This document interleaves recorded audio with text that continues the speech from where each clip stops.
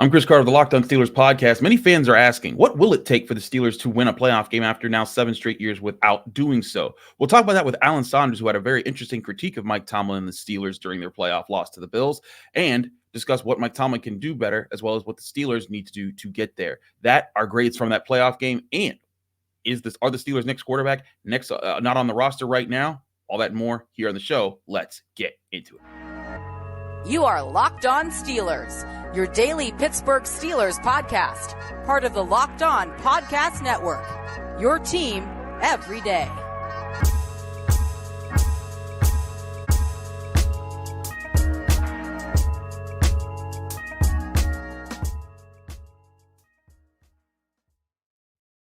Hello, welcome to the Locked On Steelers podcast. I'm your host, Chris Carter, bringing you your daily dose of all things in the Pittsburgh Steelers. As always, you can find the show on your favorite podcasting apps and on YouTube. Like this video if you enjoyed. Subscribe to this YouTube channel to get all of your daily Monday through Friday episodes, as well as our bonus content. We thank you for making us your first listen every day, because we're your team every day. And today's episode is brought to you by Prize Picks. Prize Picks is daily fantasy made easy.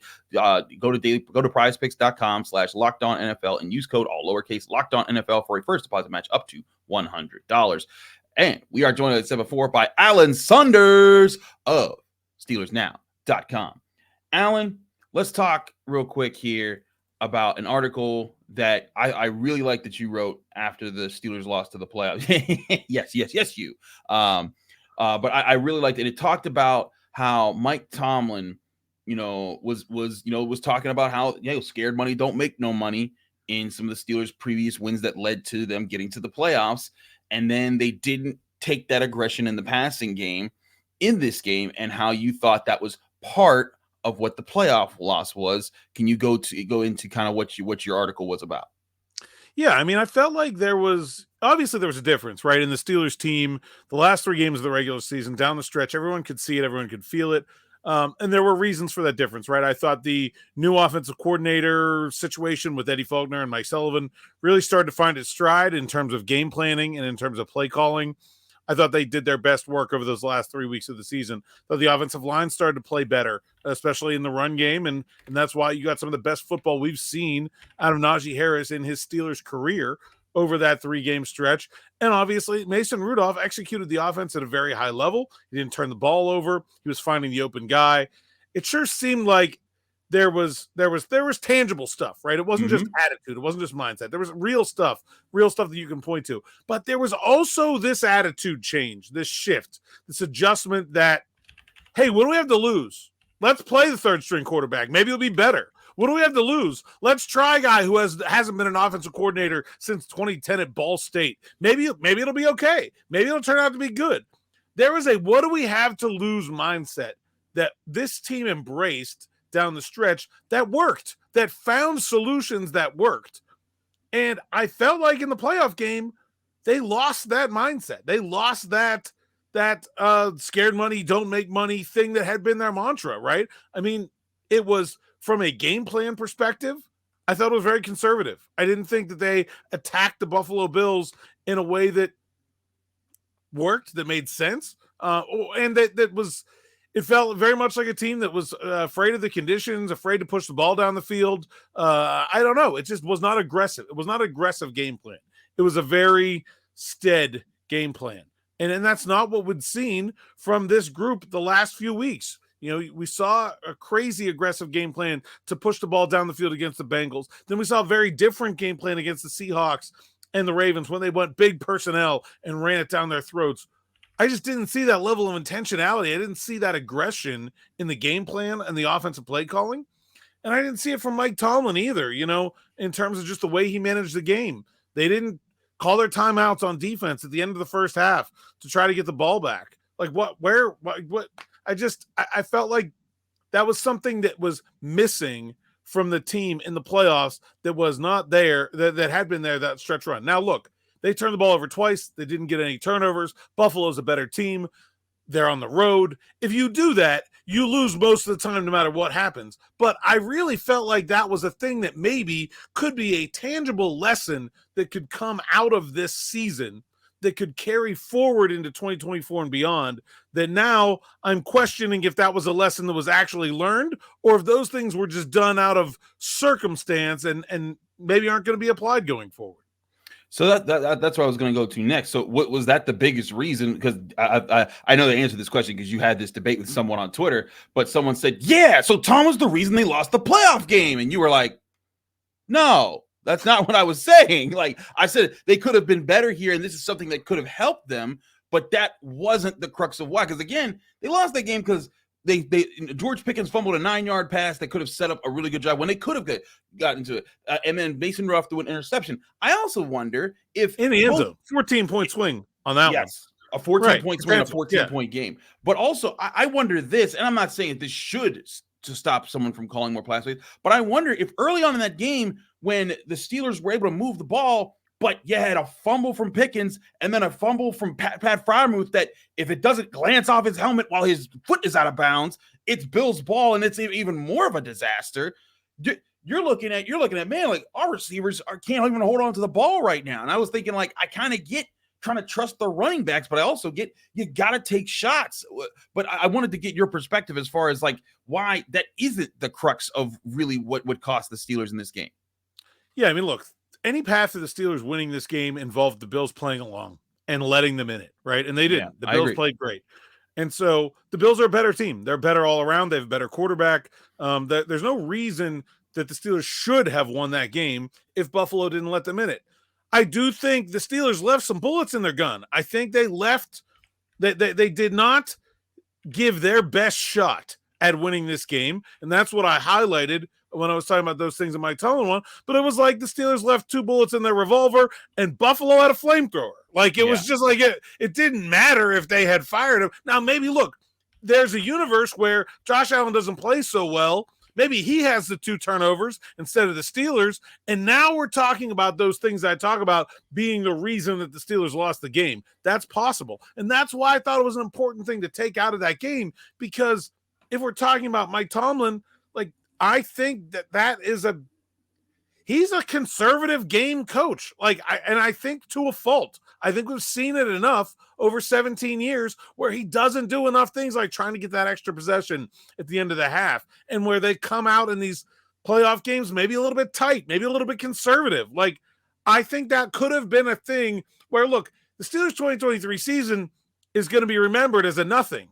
Like they didn't win anything. They didn't find the quarterback they were looking for. Maybe Mike Tomlin learning to be a little bit different of a coach, that a different personality of his team would be successful going forward, would be a thing that you could learn and apply from this season to the future.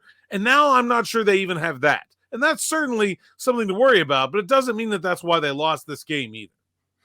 What do the Steelers have to do to win a playoff game? And I know that that's not a simple answer. They need my thing is this, and I said this after the game. The Steelers had a bit wider of a path to win this game than they did against the Chiefs, 2 years ago. Like the Chiefs, they needed to play a perfect game with a perfect situation, with no offense, with a defense being on fire, and the Chiefs stinking. And I mean stink. And you know what? For about 25 minutes of play, they had that because they were up 7. Their defense was like, the offense I was 3-and-outing every drive, but it didn't matter. And then eventually the Chiefs were like, oh, wait a minute, we know how to beat this. But like the Bills game, you went in, we said they could have run the ball. The defense could have created more turnovers. They had a semblance of a passing game that started to find itself there. There was a wider path, but I think the biggest answer to getting that bigger, that over that playoff game hump that they are now 7 years short of, is getting more ways to win football games. The defense can still win you games. And I think that they'll ramp up the defense a little bit more in this offseason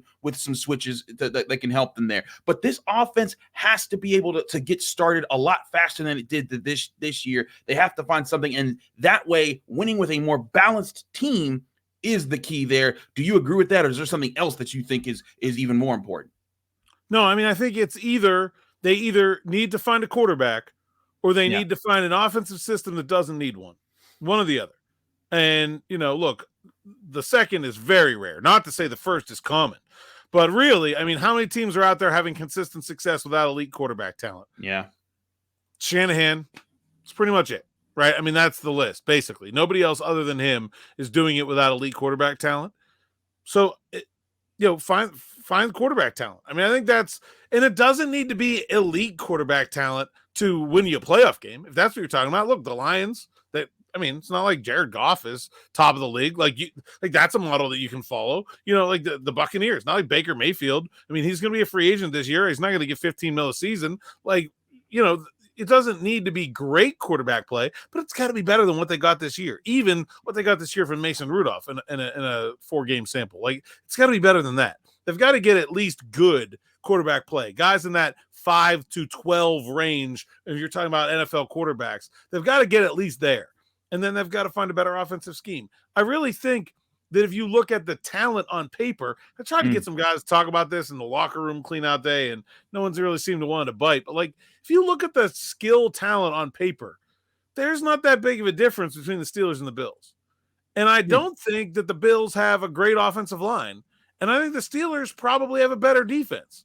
Most of the difference between the Steelers and the Bills is the quarterback position.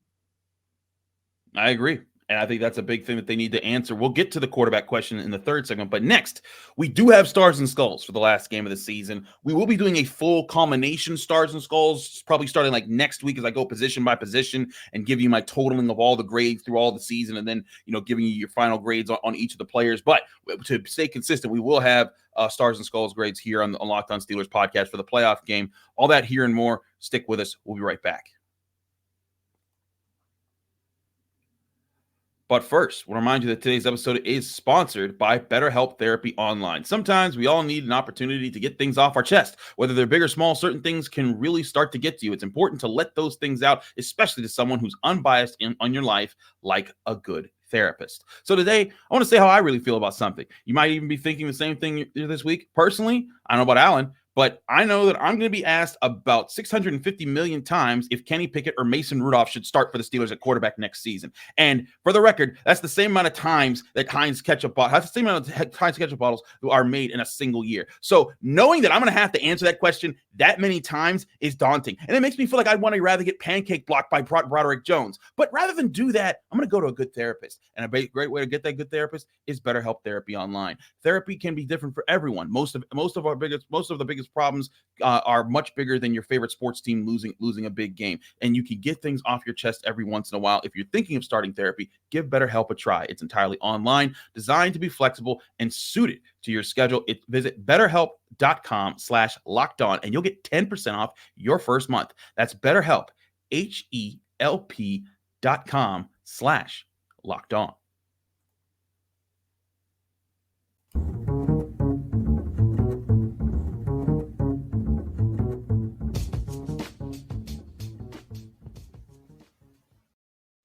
Back here on the Locked On Steelers podcast, Chris Carter, Alan Saunders of SteelersNow.com.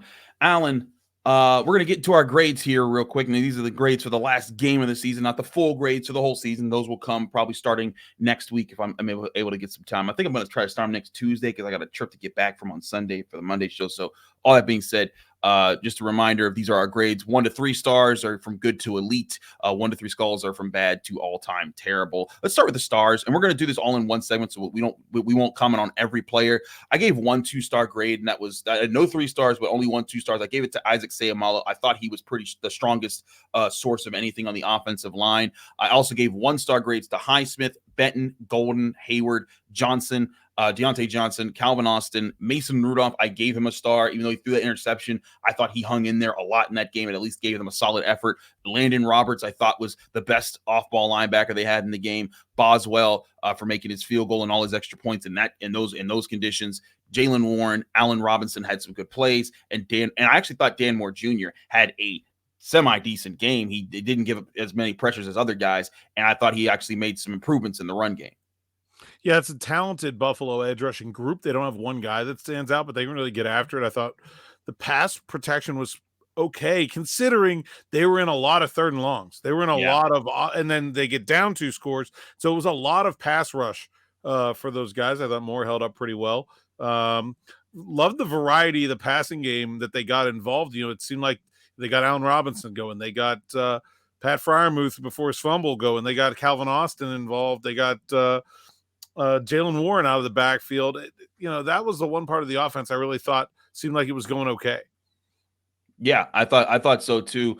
So those are all of our stars grades. Let's go to our skulls grades. One skull grades. I gave one skull grades to James Daniels. George Pickens, he had some big catches later on in the game, but not enough, I thought, that to make up from the fumble from at least being a one skull grade. That's why I didn't give him 2 or more, because he did have some big plays. I thought Patrick Peterson and Miles Jack could have been better over the middle. Also DeMonte Casey and Minkah Fitzpatrick. I thought Minkah Fitzpatrick certainly made some good tackles, but the missed tackle at the end was kind of like the backbreaker for the game. And I thought he could have been better in some coverage situations for as far as the one skull guys. Yeah, I might go as far as 2 for Minkah. Really poor effort on Josh Allen's touchdown run as well as the missed tackle. He did make some nice plays. Just didn't look like that's why I had a hard time balancing it. It was comfortable out there. Yeah. Who really looked like himself. First came back from that injury after missing 3 weeks.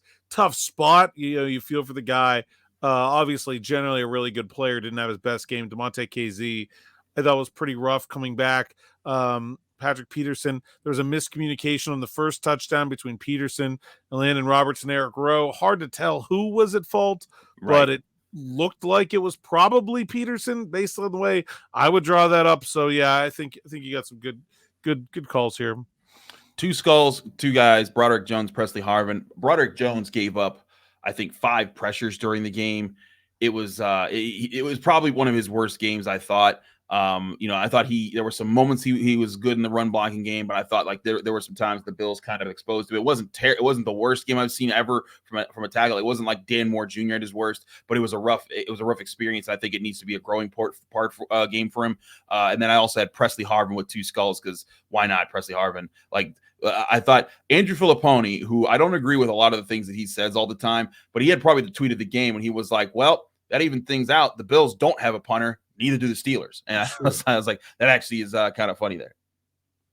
Yeah, good call on Jones. Not only did he give up the pressures, which you could kind of live with, but I didn't think they got much push in the running game against a Bills run defense that I thought they could beat. I thought they could exploit.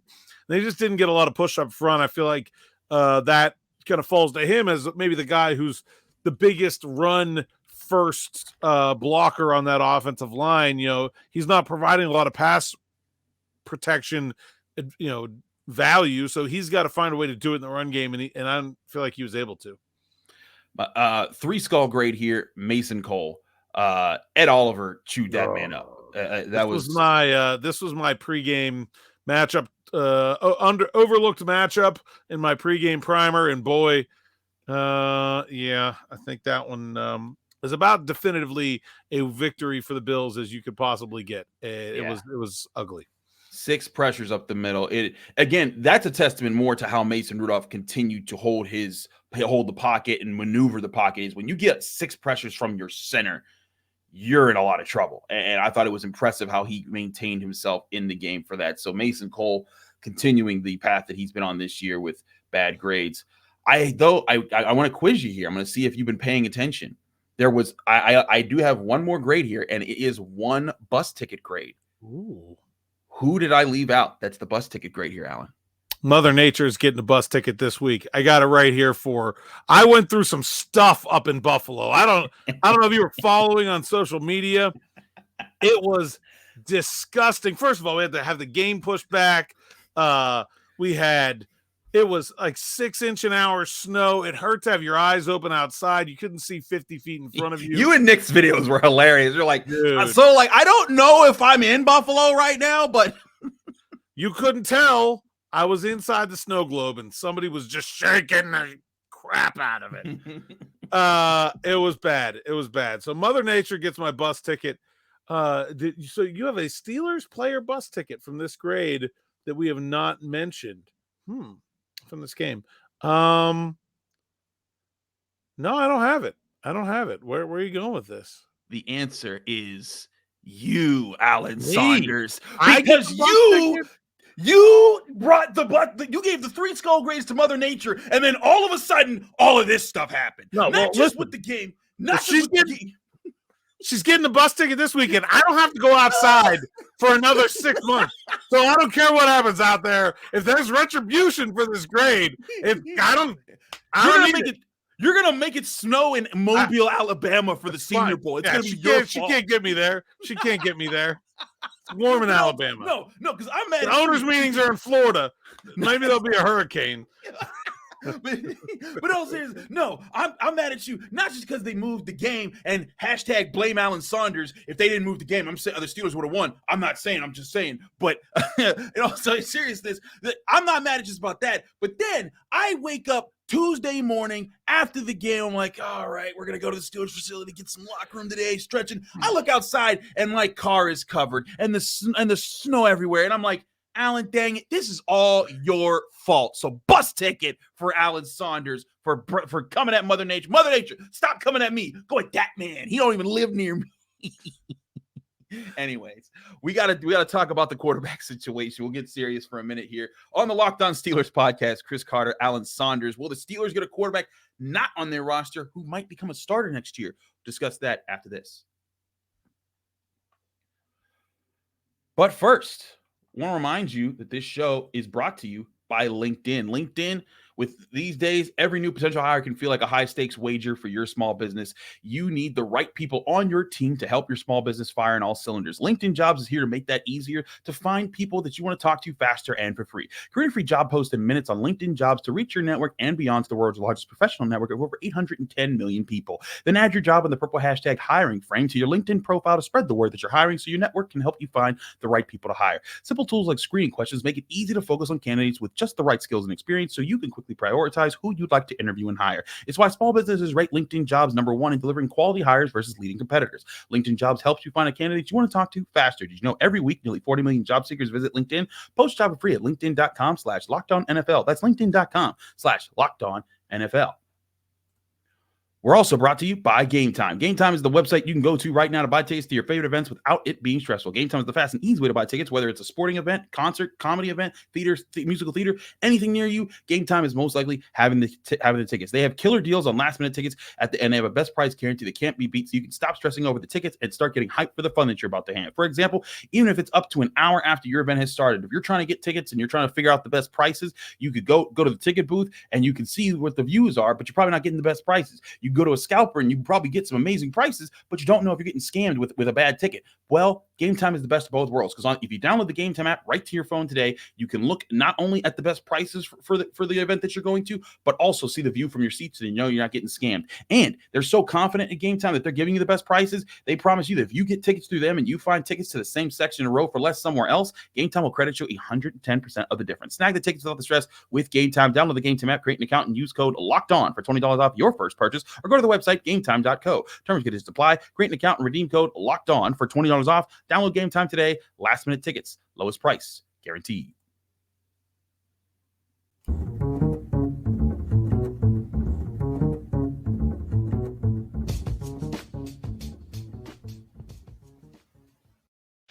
Back here on the Locked On Steelers podcast, Chris Carter, Alan Saunders. Okay, Alan, we all joking aside about our grades and you getting a bus ticket. But let's talk about this quarterback situation. I've talked about Kenny Pickett and Mason Rudolph the past few episodes, and we're going to talk about it all offseason. It's going to be the topic. Will they bring Mason Rudolph back? Is Kenny the starter next year? But let's examine this question just as it stands right now. Do you think, if you were to label a percentage on this possibility, do you think there's a chance that the Steelers quarterback next season isn't on the roster as it stands right now, including if we were to say Mason Rudolph was on the roster right now? Yeah, I think there's a chance. I think there's a pretty good chance. I think they're going to bring someone in from the outside that will, at the very least, compete for a starting job. I don't know if they're going to win it, but I expect there to be someone with, and not just, a throwaway someone, someone with a real expectation to win it. Now, I don't know whether that's a free agent, if that's a trade, maybe a high draft pick, although I kind of doubt that one.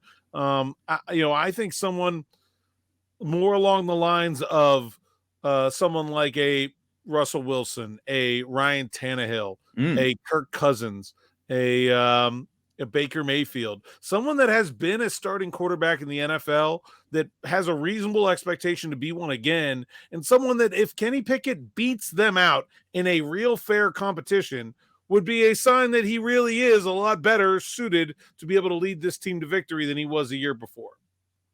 That's an interesting thing. So, you're not even – so, a lot of the popular name that everyone throws around right now is Justin Fields, not Russell Wilson. It's just Justin Fields. Yeah, you can put him in there too. I think the Steelers would be more hesitant to go with someone who is less of a finished product and also would need to trade draft picks away to get him. I just think that doesn't feel like where they ought to be. I think the run down the stretch with Mason Rudolph proved this team doesn't need great quarterbacking to be good. They just need good quarterbacking. And I think if you look at those guys I'm talking about, Wilson, Tannehill, Cousins, there should be an expectation they would be good. I don't know they're going to be great. With Justin Fields, you're getting a guy who might be great, but he might also stink.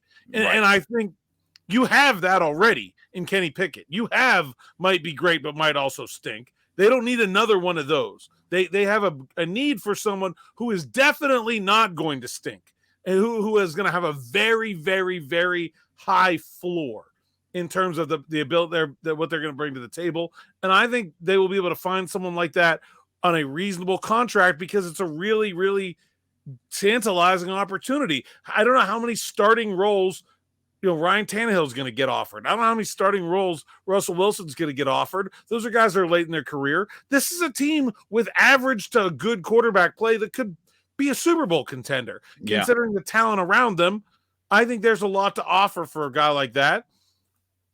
Kirk Cousins is younger and closer to his prime. I think he'll demand more on the free agent market. Same with Baker Mayfield, obviously. But I think there's guys out there that fit what they need, that they will find one. I don't know if it'll definitely be one of the ones I just mentioned, but someone in that vein that can come in and look. If you sign Baker Mayfield and then Kenny Pickett comes in and just is better than him all offseason, well, then you say, okay, he's fixed. He was our first round pick. Now he's better. New offensive coordinator, new system. He gets it. Here we go. But I think that's what needs to be the plan, and that's what I'm expecting the team to do.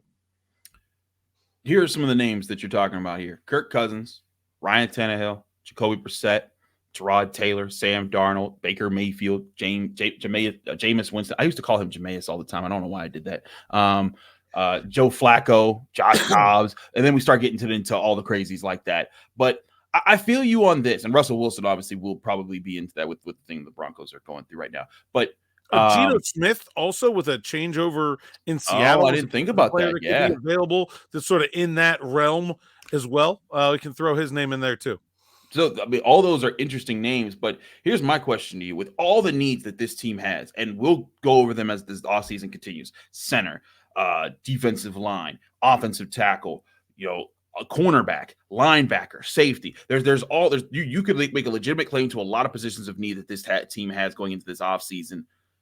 Is getting one of these quarterbacks who might cost you maybe $20 million. I think that might be the range you might be having to go for a Kirk Cousins, and that's a lot of money to throw at a quarterback that's going to eliminate maybe two of those positions that you can go after and try to fill in free agency and make things a lot harder.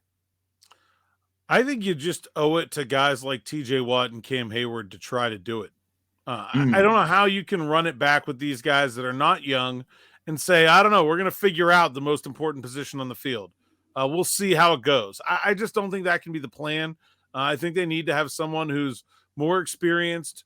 There's a higher level of expectation of them being ready to go. And